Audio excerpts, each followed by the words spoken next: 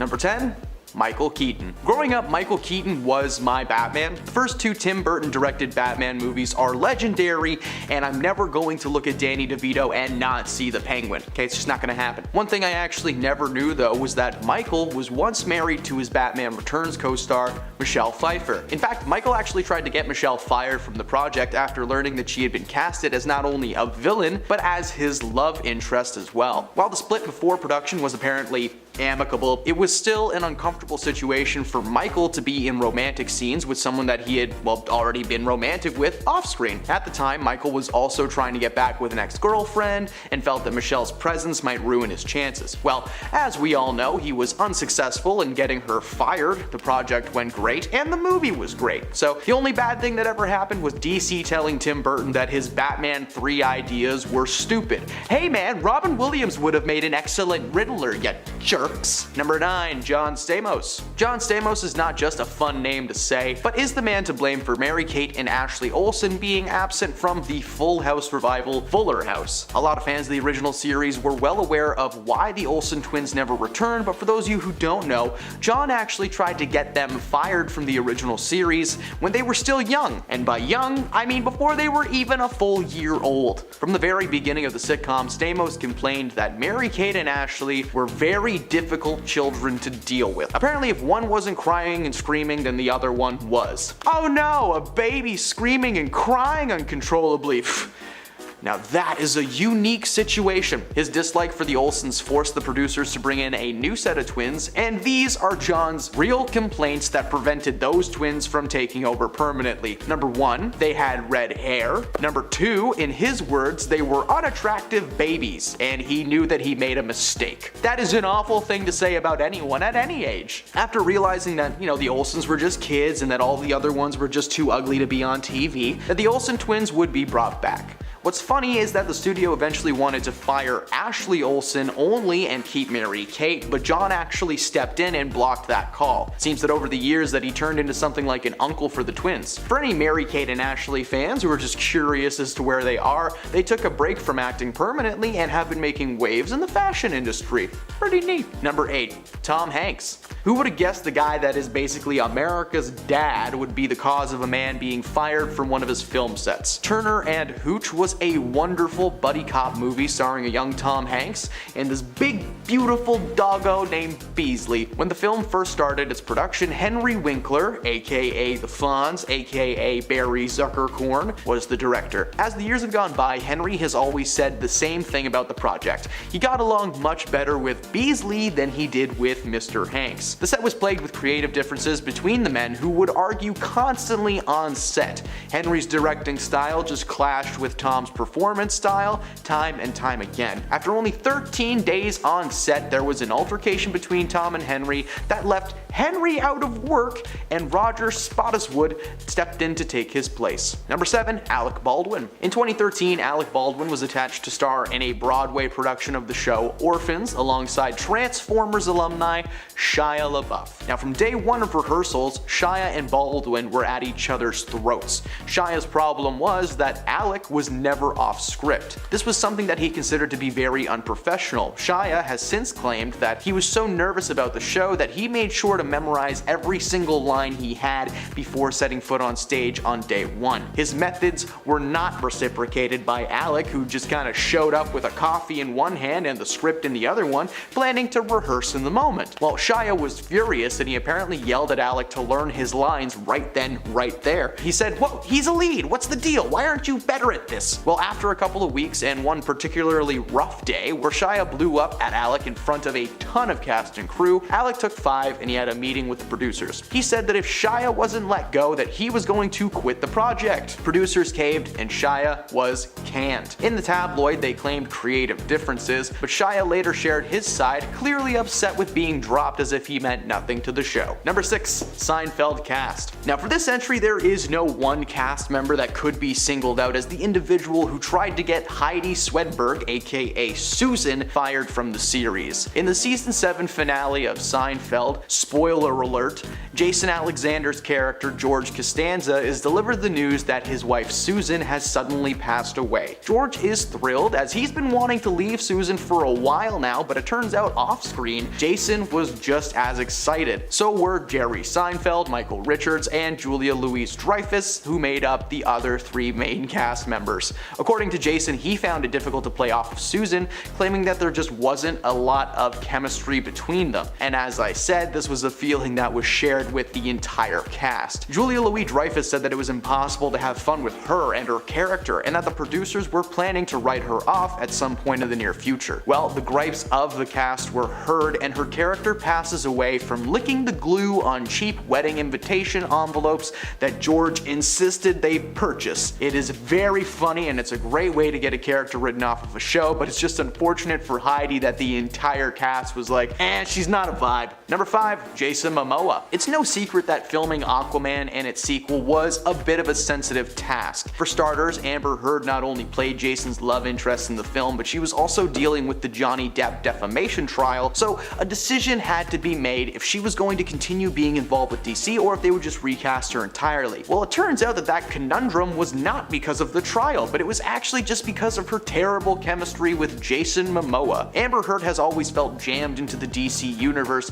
but we could go on about that forever. Ultimately, the studio never went forward with firing Amber, and it was all thanks to the CEO of Tesla and her former lover, Elon Musk. Back in 2019, Elon had one of his litigators send this scorched earth letter to Warner Brothers, basically threatening to tear the house down if Amber was left out of the sequel. Warner Brothers caved and moved forward. Imagine being so geeky and so rich that you could tell an entire studio what to do for you. You would make millions of movies just for yourself. Despite keeping her job, Amber has continued to hurl allegations against her co-star Jason Momoa to this day, claiming that he was dressing like Johnny Depp on purpose on set to mess with her. But as I've mentioned in previous news breakdowns on that topic, Jason Momoa always looks like Johnny Depp. It's just what some people in Hollywood look like. Number 4, Sylvester Stallone. Richard Gere is one of those actors that doesn't really act. Sometimes people just get hired for films because they have the face for it or the style. For Richard, he did not have enough class and moxie to keep a handle on his role in the film Lords of the Flatbush. He was casted to star alongside Rocky himself, Sylvester Stallone, and according to Sly, these two did not get along. Their beef was strong and long-lasting through the entire production until it finally came to a head when one day Richard was just a little bit too into one scene and grabbed Sylvester aggressively by the collar. When Sly told him to lay off, he laid in instead. Now that scene was being filmed on Coney Island, so when the actors took a minute to take a break, they tried to, break each other. Sly was eating a hot dog alone in his car. Sounds very peaceful, but suddenly Richard stormed in to join him with like half of a chicken dripping in mustard apparently. Despite Sly's warning about mustard, like this whole thing started because of mustard. It dripped all over his pants, and in true Rocky fashion, he elbowed Richard in the face and threw him out of the car. The altercation resulted in Richard being fired from the project. Oh no, they had to decide between Richard Gere and Sylvester Stallone. I wonder how quick that meeting was. Number 3, Ryan Gosling. The Notebook is considered to be one of the greatest romantic movies ever made. Oddly enough though, the on-screen couple never got along during the shoot. They would fight with each other on set all the time and seemed to have completely opposite ideas on how basically everything should play out. One day in particular was pretty exciting for anyone who wasn't involved. Ryan called over the director and demanded that Rachel be replaced by another actress to read her lines with him. In front of 150 crew members, he claimed that Rachel just wasn't giving him anything to work with,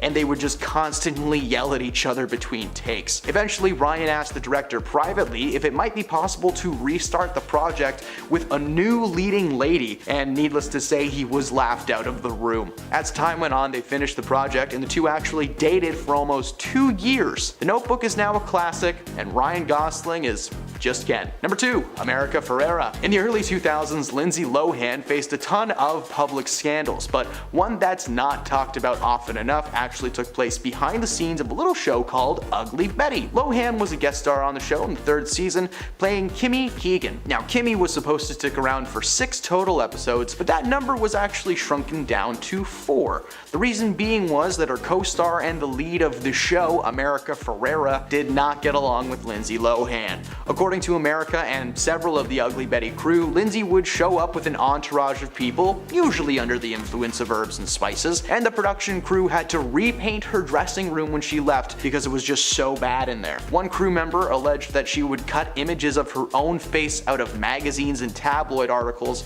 like she was making a collage or something creepy like that. America claims that one scene took over 30 takes to get right because she flubbed her lines over and over again. Lindsay's team of buddies have been adamant that America had just too much power and was the sole reason that she was asked to leave the show. Unfortunately, if you do bad things and enough people know about it, hey, karma comes around. And at number 1, Lucy Liu. Sony's first foray into the world of Charlie's Angels was a massive success when it released, starring Cameron Diaz, Drew Barrymore, and Lucy Liu as the main angels. The movie was filled with action, a little bit of comedy, and one of the strangest performances ever delivered from Crispin Glover. Seriously, that guy needs help. One interesting addition to the cast was the inclusion of Ghostbusters alumni Bill Murray as the man behind the mic, Mr. Bosley. Apparently, the set was anything but a comedy after Bill found out there was a scene rewritten without his knowledge. In an interview with the news outlet Deadline, Lucy Liu spoke up about her time on set and the situation surrounding herself and Bill. Apparently, Bill was away for a family event when a scene needed to be reshot for the movie, but instead of using a stand-in,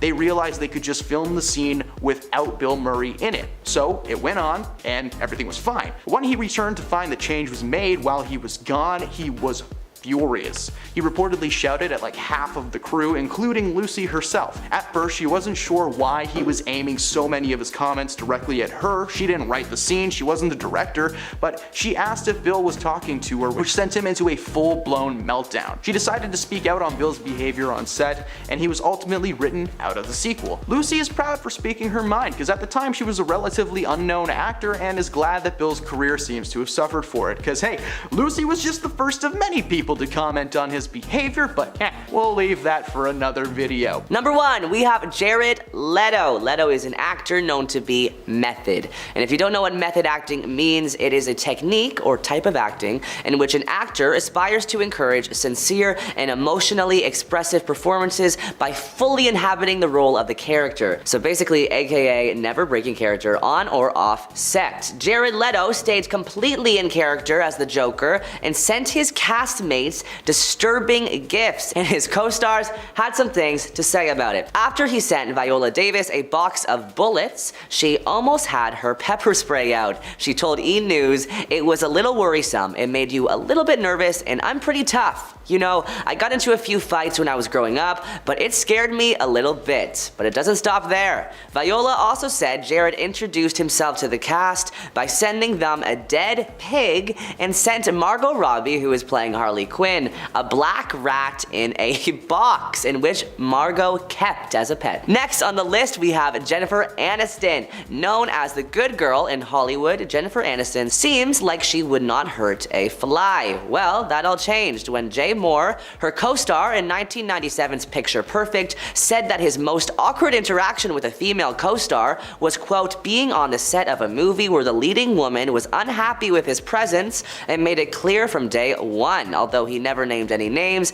this was the only movie that fit the description. Maybe he's too scared Aniston's legal team will get involved if he speaks up. He also said, "I hadn't done many movies, and even though they screen tested some pretty famous guys, I somehow sneaked into the leading role." The actress said, "No way, you've got to be kidding me," loudly between takes to other actors on set. "I would literally go to my mom's house and cry. Next up, we have Bill Murray. Bill has been in the news for a while now for accusations made against him, but this particular accusation is from the year 2000, while Bill was filming Charlie's Angels. His co-star Lucy Liu had some negative things to say about him, telling media outlets that Bill hurled insults at her while rehearsing a scene. While Liu didn't specify what Murray said to her during rehearsal, she confirmed reports that the actor started, quote, hurling insults at me after learning of new scene rewrites. In the moment, the actress had difficulty processing what was happening.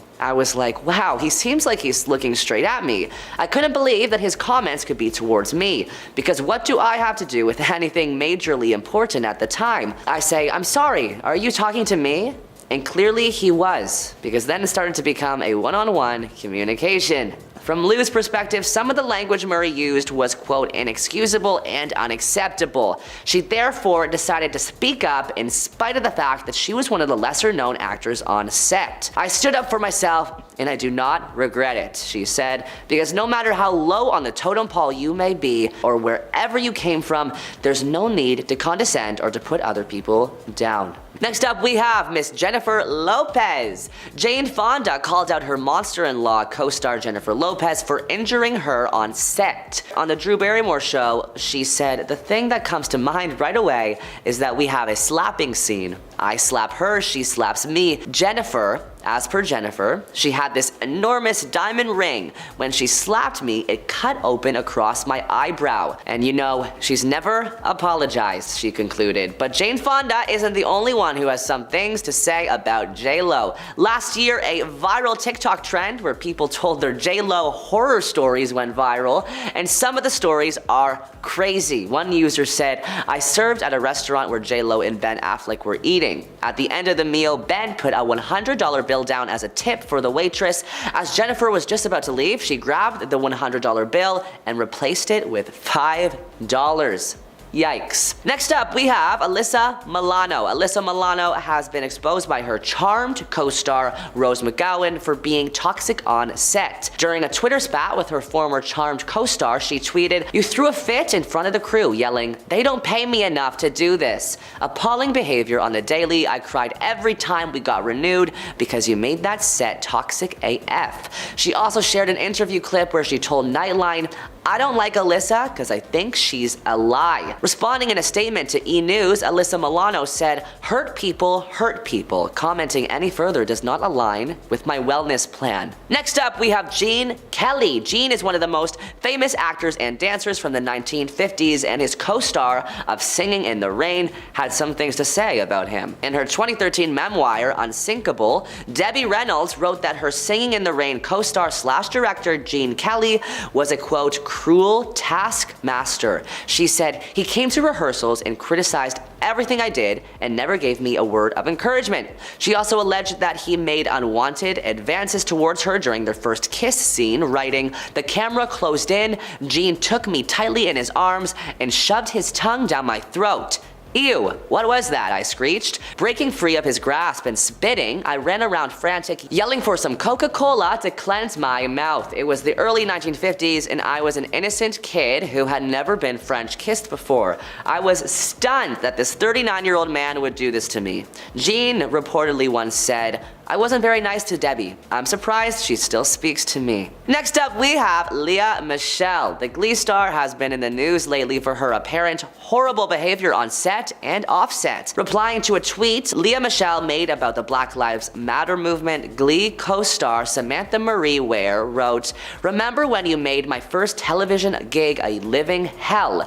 Cause I'll never forget. I believe you told everybody that if you had the opportunity, you would poo in my wig. Amongst other traumatic microaggressions that made me question a career in Hollywood." Another co-star, Heather Morris, also had some things to say on Twitter. Was she unpleasant to work with? Very much so. For Lea to treat others with the disrespect that she did for as long as she did, I believe she should be called out. And finally, Dabbier Snell, who appeared on Glee in 2014, also recounted rude behavior from Lea Michele on set. He tweeted, "Girl, you wouldn't let me sit at the table with the other cast members because I didn't belong there. F you, Lea," in all caps.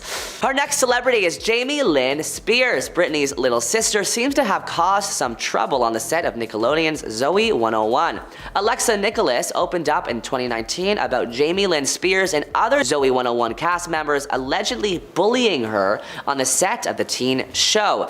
Nicholas was notably written off the show after season 2. In addition to claims of bullying tactics like exclusion and mocking, Nicholas also revealed in 2022 that she was once lured into a room with Jamie Lynn and her sister Britney Spears under false pretenses, deliberately separated from her mother. Britney Spears reportedly screamed at Nicholas and threatened her future in Hollywood. Nicholas revealed that Britney has apologized since and called her an amazing person, noting the stress 8 months pregnant Britney was under at the time and saying that she felt Britney had been manipulated by her sister Jamie Lynn. After Nicholas's interview, Britney publicly apologized, writing on Twitter that Jamie Lynn had told her she was being bullied and that my sister was literally like my daughter growing up, so I apologize for my ignorance for yelling at you when I obviously had no idea what was really going on. Kiefer Sutherland is the next celebrity on our list, and he has some serious allegations made against him. Let's get into it. After joining the show 24, Freddie Prinze Jr. was vocal about how much he disliked the show's lead actor, and really, his entire time on the program. "I did 24, and it was terrible. I hated every moment of it," he told ABC News. "Kiefer was the most unprofessional dude in the entire world. That's not me talking trash. I'd say it to his face. I think everybody that's worked with him has said that." Prinze also took a break from acting after his stint on 24, saying that the experience made him want to, quote, quit the business. Rebel Wilson recently opened up about, quote, awful and disgusting advances from a male co-star, though she didn't name who. "He called me into a room and pulled down his pants," she revealed, saying the co-star then asked her to perform a very vulnerable act. Afraid of retaliation and wanting to be professional, Wilson stayed on the project, though she said, "Definitely amongst industry circles, I made sure people knew what happened." She had also separately revealed that a male co-star in a position of power asked me to go into a room with him, all whilst his male friends tried to film the incident on their iPhones and laughed. "I repeatedly said no and eventually got out of the room." Number 10, Chevy Chase. Chevy Chase, a popular man thanks to National Lampoon and Saturday Night Live, but he returned to the mainstream when he starred as Pierce Hawthorne in the hit sitcom Community. I genuinely love this show. Chevy?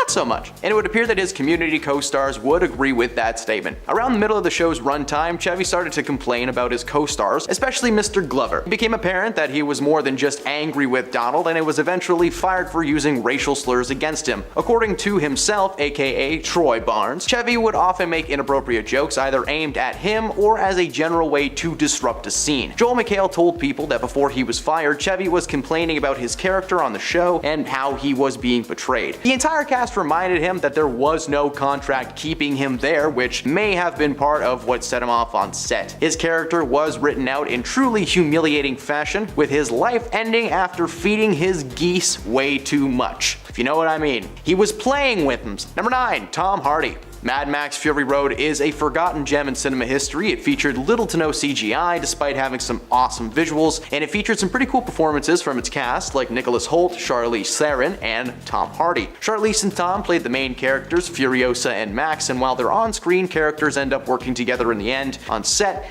it was a very different vibe. Tom had a bad habit of showing up late all the time. Meanwhile, Charlize was a brand new mother who would be there on time every day while their kids were forced to be taken care of by someone else. In a book called Red, Sweat, and Chrome, The Wild and True Story of Mad Max Fury Road, the writer Kyle Buchanan shared an instance on set between Charlize and Tom. Everyone was on set, 8 a.m., ready to shoot, except for Mr. Hardy. But at that point, Charlize took her place and stayed there until Tom showed up 3 hours later. Now, she didn't didn't move a muscle, and according to the crew, she was beyond furious. When Tom finally showed up, she asked him how he could be so disrespectful and said that they should fine this See You Next Tuesday $100,000 for every minute that he held up the crew. She didn't say see you next Tuesday. I really wish I could say the word that did set him off. The word she did say set Tom off, and he rushed up to her and pulled out the whole "what did you just say to me" type thing. Yeah, he didn't say it like that. He's a big tough guy. Oh, big tough I can't hear so good. Overall, Charlize felt pretty threatened by Tom on set and had an assistant follow her around as a buffer between them. When the shoot wrapped, the tension was gone and things seemed to have gotten better, but the difficult shoot combined with the stress is probably why Tom Hardy was never brought back for a Mad Max 2. Number 8. Jeremy Piven. Best known for his role as the timekeeper in Spy Kids 4D, All the Time in the World and Nothing Else, unfortunately has an overall rough reputation in the world of Hollywood, mainly being pegged as a very difficult man to work with. Several of his co-stars over the years have called out his wild behavior. When Kim Kardashian made a cameo appearance on some indie show called Entourage, I don't know, I've never heard of it, he was very pushy towards her, trying to get her contact information. Several past girlfriends and co-stars like January Jones, Kelly Brook, and Rachel Hunter have all agreed that this guy plays the numbers game. He'll go out and get as many phone numbers as he can so that at the end of the night he can just text all of them at once and see who responds first. The most troubling incident came when he made a guest appearance on the sitcom Will and Grace, playing Grace's ex-boyfriend. Deborah Messing, who plays Grace, recalled to Andy Cohen, Watch What Happens Live, that her experience with Piven was just plain gross. She claims to have locked lips with a lot of boys in her time on stage and screen, and on the first day of rehearsals, Jeremy tried to get French with her, claiming that he tried to shove his tongue down to her heart. She told him to take it easy, but apparently he refused. Not a cool move at all, and very gross indeed. This man is so mean and self-centered that he once tipped a waiter with a DVD of The Entourage. Seriously, what? Is it like a late night cable television show or something? Ooh. I'm just kidding, I know what The Entourage is. Number 7, Mike Myers. Yeah, baby, it's very shagadelic that Mike's on this list. Despite being a Canadian treasure and the man behind some comedy cult classics like Austin Powers and Wayne's World, this guy's actually apparently a menace on set.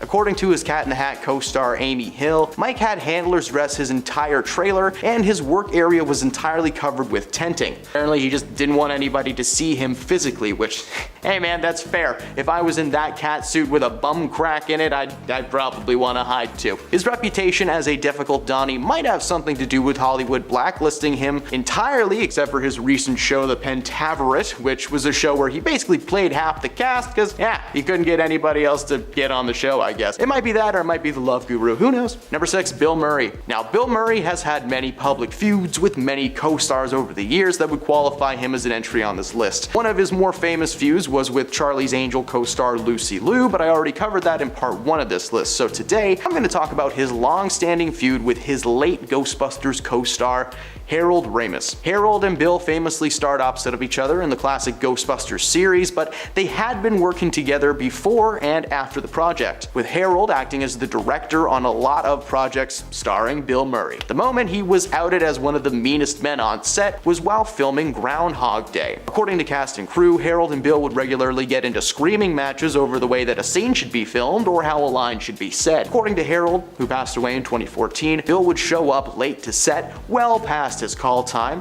Following the film, the two did not speak to each other for decades. It wasn't until Harold was heading out the door that Bill decided to reconcile the friendship, but by then it was a little bit too late. Of course, in the years since, several co-stars, especially female ones, have come forward to call out his extreme temper and snappiness on set, but we could do a whole top 10 about things that Bill Murray has done. Number 5, Bruce Willis. Now, Kevin Smith is a director, actor, and an absolute geek in the best of ways. In 2010, he collaborated with Bruce Willis on an action comedy called Cop Out, a story about two cops who get sucked into wild action-packed shenanigans. I don't know, I've never seen the movie. According to Kevin Smith, his time on set as a director of the project was not good, and it was mostly due to his childhood hero Bruce Willis telling him to snap out of it every time that he would mention his admiration. He went on to claim that Bruce was difficult to work with on set in general, and that a lot of the time it just felt like he was messing up scenes on purpose to throw him off. Apparently, every every time Kevin would try to,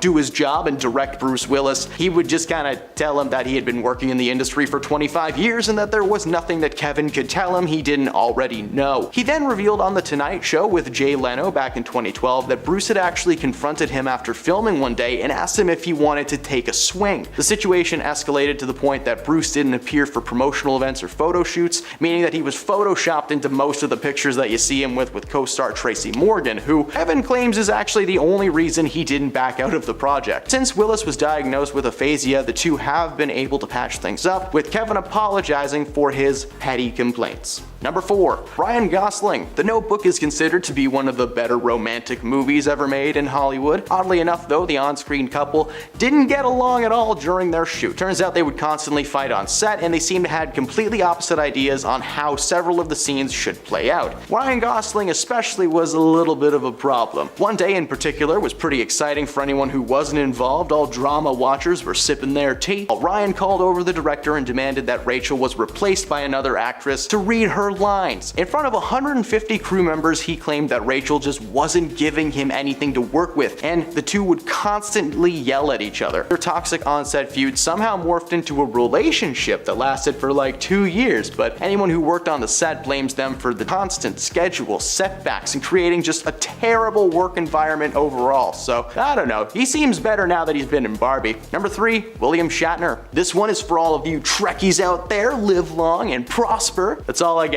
I'm not as geeky as one may think, but I'm well aware of this long-standing feud between William Shatner and his Star Trek co-star George Takei. This feud has lasted for over 50 years, and according to George, it boils down to William being a prima donna attention hog the entire time he was on set. Over the years, George has always been vocal about his opinion on his fellow Star Trek cast and crew. Most of the time, he has nothing but nice things to say and claims to have made lifelong friends from the project. But there is, of course, one that he despises, and it's William Shatner, who was the bane of everyone's existence on set. He loved being the center of attention and was apparently very self-involved. He wanted everyone to know who he was. William actually responded to these claims, telling people that he believed that Star Trek co-stars were damaging his good name for publicity's sake. But why would people who've barely acted in 30 years suddenly want to bash you for fame and glory? I don't know if anyone has noticed or not, but William hasn't done much either in a while, other than, petition to go to space for real, so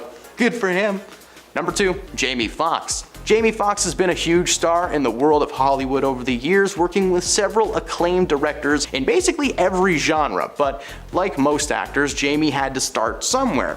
And that somewhere was in the film Any Given Sunday from 1999, alongside Al Pacino, Cameron Diaz, Dennis Quaid, and Mr. LL Cool J. Cool J and Jamie played teammates in the football-centric flick, and not only do their characters constantly fight on screen, but behind the scenes, they had an actual brawl that ended in the Miami County Police being called in. During one scene, the two were scripted to fight and filmed the first 2 takes as planned, but just, faking it. However, some offset beef made its way in front of the camera when Jamie struck Cool J for real, splitting his lip open, and an all-out beatdown took place, leaving Jamie unconscious and in the hospital. They had to stop production because they just weren't sure when Jamie would actually, come back to be able to film his scenes. When Fox did return to set, it was with a small crew of friends and his manager. Waiting to greet them was LL Cool J and half of Brooklyn, according to the director, who stated that the tension was only settled after the real-life football players that the characters were based on came onto set and took care of business.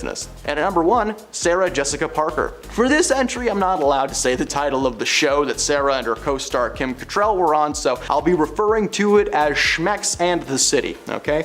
Take the Schm and you know what? You'll figure it out. The Schmecks and the City series is remembered for its larger-than-life fashion and flings. But even better than the show itself was apparently the dramatic on-set feud between Sarah Jessica Parker and Kim Cattrall. There was merely speculation for a long time, but their feud was confirmed when Kim was left out of the HBO Max revival, and just like that. The feud reportedly stems from Sarah receiving a massive bonus when she was given an executive producer title in season 2. When the other girls found out, Kim attempted to negotiate a new salary. Apparently, the other cast members found that out, and they thought it was petty and just basically shunned her on set, refusing to sit with her at lunch. According to Kim, she began to face hardships in her personal life and was having a difficult time coping. The feud was surface level, and as time went on, things got better from what we can tell.